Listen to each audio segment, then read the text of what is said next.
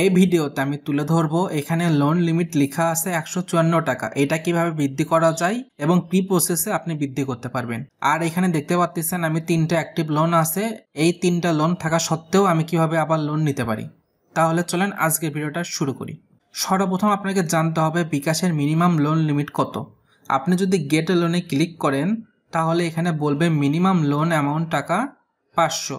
That's mean আপনি 500 টাকার নিচে বিকাশ থেকে লোন নিতে পারবেন না। এখানে আপনার লিমিটে আছে 154 টাকা। এটা আপনাকে 500 টাকা ক্রস করতে হবে, তাহলে আপনি বিকাশ থেকে নতুন করে লোন নিতে পারবেন। এখানে এরকম কোনো কন্ডিশন নাই যে আপনার একটা লোন থাকলে আরেকটা লোন নিতে পারবেন না। এখানে আমার দেখেন 3টা লোন কিন্তু অ্যাক্টিভ আছে। আমি যদি লোন হিস্ট্রির ভিতর প্রবেশ করি, লোন হিস্ট্রিতে প্রবেশ করার পর এখানে আমার দেখতে পারবেন 3টা লোন পেইড করার তারিখ 3 রকম।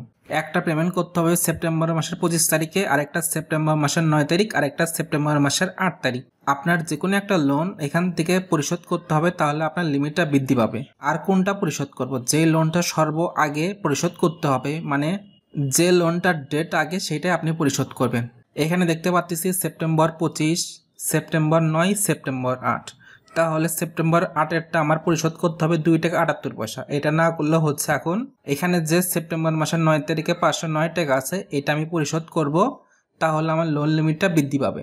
এখানে আমি আরেকবার দেখাচ্ছি 154 টাকা বর্তমান লিমিট আছে। এবার আমি রিপে লোনের ভিতর প্রবেশ করতেছি। 509 টাকা থেকে আমি কিছু টাকা পরিশোধ করব।